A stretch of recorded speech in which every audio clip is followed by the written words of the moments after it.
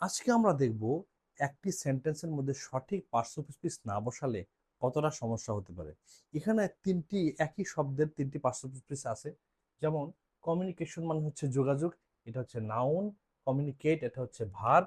আর communicative এটা হচ্ছে adjective. তাহলে এটা হচ্ছে নাউন।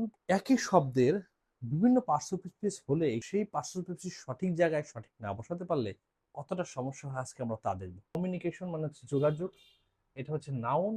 ভার্ব, এর ভার্ব হচ্ছে কমিউনিকেট, যোগাযোগ করা। এর অ্যাডজেক্টিভ হচ্ছে কমিউনিকেটিভ, যোগাযোগ উপযোগী বা যোগাযোগ যোগ্য। এখন যদি আমরা একটা সেন্টেন্স লিখি যে যোগাযোগ আমাদের জীবনে খুবই গুরুত্বপূর্ণ, এর ইংরেজি হচ্ছে কমিউনিকেশন ইজ ভেরি ইম্পর্টেন্ট। এখন এইখানে যদি কমিউনিকেশন না দিয়ে কমিউনিকেটিভ কমিউনিকেটিভ অথবা কমিউনিকেট দিতাম, অর্থাৎ ভার্ব বা অ্যাডজেক্টিভ দিতাম, তাহলে কি সেন্টেন্সটা হতো? কারণ হচ্ছে কমিউনিকেটর অর্থ হলো যোগাযোগ করা।